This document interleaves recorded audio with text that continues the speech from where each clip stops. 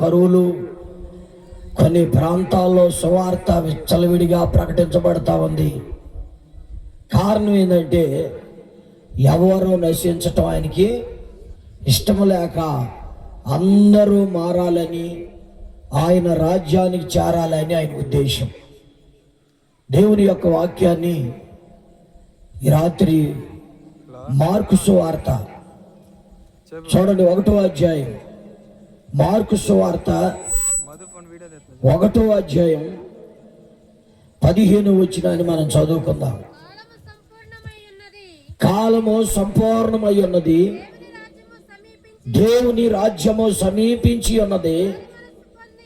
మారు మనసు పొంది సువార్తను అమ్ముడని చెప్పుచు దేవుని సువార్త ప్రకటించుచు గలిలయకు వచ్చెను. చాలు ప్రార్థన చేసుకుందాం. దయగల తండ్రి, కృపగల మా యేసయ్యా, నీకు వందనాలు, స్తుతులు, స్తోత్రాలు. ఈ రాత్రికాల సమయంలో ఎంతవరకు మీ దాసుని నిలబెట్టుకొని మీరు మాట్లాడారు. అలుపుని నాయన, నీ పాద దుమ్ముని ధూళిని అర్హత లేని నాకు ఇటు కృపనిచ్చావు. నీ బిడ్డల ముందు నిలబడి నీ వాక్యాన్ని విత్తుచుండగా మా అందరికీ వినగల చెవులను, గ్రహించగల మనస్సును అనుగ్రహించమని, అశ్రద్ధను అనాలోచనను దూరపరిచి మీరు మాత్రమే మహిమ పొందమని యేసయ్య శ్రేష్టమైన నామములో ప్రార్థించి బతిమలాడి వేడుకొనుచున్నాము తండ్రి, ఆమేన్. చూడండి, యోహాను చెరపట్టబడిన తర్వాత యేసుక్రీస్తు ప్రభువారు మొట్టమొదటిగా సువార్త ప్రకటించడం ప్రారంభించారు. ఆయన 30 సంవత్సరాలు దేవుని బిడ్డలారా తల్లిదండ్రులతో ఉన్నారు. ఆయన 30వ సంవత్సరంలో బాప్తీసం తీసుకొని 3.5 సంవత్సరాలు మాత్రమే ఆయన పరిచర్య చేసి దేవుని బిడ్డలారా ఆయన సువార్తను ప్రకటించి ఆయన మరణించి తిరిగి లేచారు. అయితే ఆయన ప్రసంగించిన మొదటి ప్రసంగం దేవుని యొక్క రాజ్యాన్ని గురించి.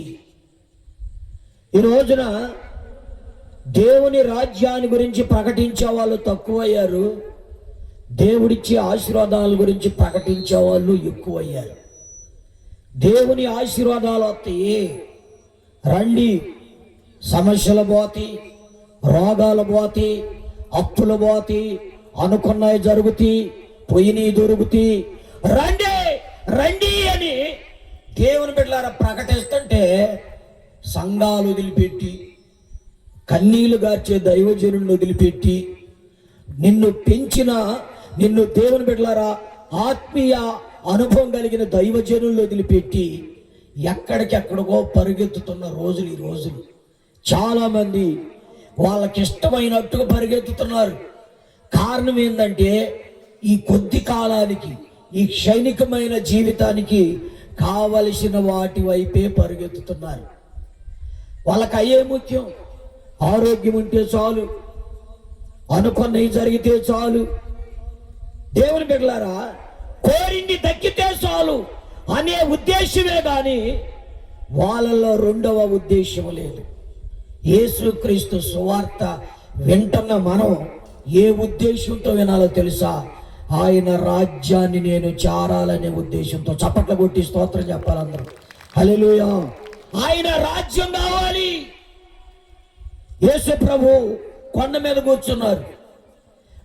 సమూహాలందరూ ఆయన వాక్యం వింటా ఉంటే ఆయన వారికి దేవుని బిడ్డలారా ప్రకటిస్తూ ఏమన్నారు తెలుసా? మత్తయి సువార్త 6వ అధ్యాయం 33వ వచనం. మత్తయి సువార్త 6వ అధ్యాయం 33వ వచనం. కాబట్టి మీరు మొదట ఆయన రాజ్యమును నీతిని వెదకండి, అప్పుడు అవన్నీ మీకు అనుగ్రహించబడతాయి. జాగ్రత్తగా వినాలి. ఎందుకు చెప్పాడంటే అక్కడున్న ప్రజలందరి ఆలోచన ఆయన ఎరిగాడు. ఏం తినాలి, ఏమి తాగాలి, ఏమి ధరించుకోవాలనే చింత వాళ్ళ హృదయాలలో గూడు కట్టుకుపోయిన సంగతే ఆయన ఎరిగే ఉన్నాడు. దేవుని స్తోత్రం. మనందరం ఇక్కడికి వచ్చాం కానండి, అందరి హృదయాల్లో ఏ ఆలోచనలు ఉన్నాయో మనుషులకు తెలియకపోవచ్చు, కానీ దేవునికి అన్నీ తెలుసు. ఈ రాత్రి ఏ ఉద్దేశంతో వచ్చావో, ఏ బాధతో వచ్చావో, ఏ కష్టంతో వచ్చావో, ఏ నిట్టూర్పులో ఉన్నావో, ఏ అవమానంలో ఉన్నావో, ఎలాంటి పరిస్థితుల్లో ఉండి వచ్చావో ఆయనకి తెలుసు. ఆయనకి తెలియదంటే ఏమీ లేదు. ఒక్కొక్కసారి సంఘంలోనే మనం వెళ్ళి కూర్చుంటే దైవజనుల్లో నుంచి దేవుడు మాట్లాడటం ప్రారంభిస్తాడు. అప్పుడు మనం ఏమనుకుంటాం, నా సంగతి ఎవరో అయ్యగారికి చెప్పారు, అందుకే అయ్యగారు నా గురించే చెప్పాడని విని మార్చుకోవాల్సింది నీవు, విని సరిదిద్దుకోవాల్సింది నీవు, విని లోబడాల్సింది నీవు. హృదయాన్ని కఠినపరుచుకుంటావు. నెక్స్ట్ వీక్ వస్తావు, లేకపోతే అట్ట చెబితేవాడు వస్తాడండి వాక్యం. అసలు అట్ట చెబితే మారతారు ఎవరన్నా? నీలోనే లేదా స్థిరత్వం. ఈ రోజున దేవుని బిడ్డలారా, చాలామంది శారీరకమైన అక్కర్లను, అవసరాలను వెతుకుతున్నారు. యేసుక్రీస్తు ప్రభు లోకానికి వచ్చింది నీకేదో ఇచ్చి, దేవుని బిడ్డలారా, నీకేదో మేడల మిద్దెలు కట్టించడానికి. చాలా మంది ఈరోజు ఏమైనా ప్రార్థన చేస్తున్నారు తెలుసా? ప్రభువా, నాకు ఇల్లు లేదు, నాయన ఇల్లు కట్టి నాయనా. ఆయన వచ్చి స్థలం కొని ప్లాన్ వేసి, అమ్మా ఇల్లు కట్టి ఓపెన్ కూడా చేసి నిన్ను పంపిస్తాడు దాంట్లోకి. ఇల్లు కట్టియే, ఎలా ఇల్లు కట్టిస్తాడు? నువ్వు చెయ్యాల్సింది ఏంది? ఈ రోజు అది ఇది అది కావాలి, ఇది కావాలి అనేవాళ్ళే కానీ దేవుని బిడ్డలారా అడగాల్సింది అడగట్ల. మత్తయి సువార్త 6:9 ఆయన తన శిష్యులకు ప్రార్థన నేర్పాడు. నా వైపు చూడాలి. బాప్తిస్మం ఇచ్చే యోహాను తన శిష్యులకు ప్రార్థన నేర్పాడు.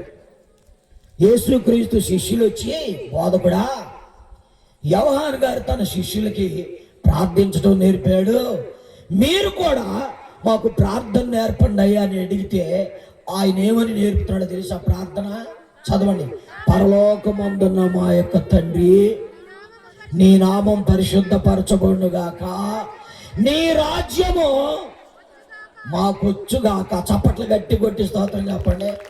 ఏమని ప్రార్థన చేయమన్నాడు? నీ రాజ్యం కావాలని. నీ రాజ్యం కావాలి. ఎంత ఆరోగ్యంగా ఉండి ఎన్ని కోట్లు సంపాదించి సచ్చి పరలోకం వెళ్ళిపోతే ఏం ఉపయోగం చెప్పాలా? ఎంత బతుకు బతికి, ఇన్ని పాటలు పాడి, ఎంత పరిచర్య చేసి సచ్చి నరకానికి పోతే ఏం లాభం? ఏమా అర్థం చేసుకోండి. మన భారతదేశానికి వచ్చిన మిషనరీ, కలకత్తా ప్రాంతానికి వచ్చినటువంటి మిషనరీ, ఇంగ్లాండ్ దేశం నుంచి వచ్చిన ఆయన విలియం కేరీ గారు అన్నాడు, నీ పాదాలు నేలను తాకితే నీ ఆత్మీయత పరలోకాన్ని అంటిద్దంట. చప్పట్ల గట్టి కొట్టి స్తోత్రం చెప్పాలి. పరలోకం ఎవరికి? నువ్వేం వెతుకుతున్నావు? కళ్ళు మూసినా కళ్ళు తెరిచినా నీకేం కనపడాలి తెలుసా? పరలోకం కనపడాలి. దేవుని స్తోత్రం. ఇక చాలా మందికి యవనస్తులకి ఎవరు కనపడుతున్నారు తెలుసా? కళ్ళు ముత్తి ఆ అబ్బాయి కనపడతాడు. కొంతమంది అమ్మాయిలు కళ్ళు ముత్తి అచ్చని పద్దాకలాడే ఈ అప్పుదాకా ఫోన్లో వీడియో కాల్ మాట్లాడింది. కళ్ళు మూసుకున్నా నిద్ర రాదు, వాడే కనపడతాడు. అమ్మాయి నిద్రపోలేదు ఏంది అమ్మాయి అంటే, నీకెందుకమ్మ నేను నిద్రపోతాను, నువ్వు పండుకో. వాడే కనపడతాడు. ఇక సబ్జెక్ట్ కనపడతాడు, తల్లిదండ్రుల గౌరవం కనపడదు.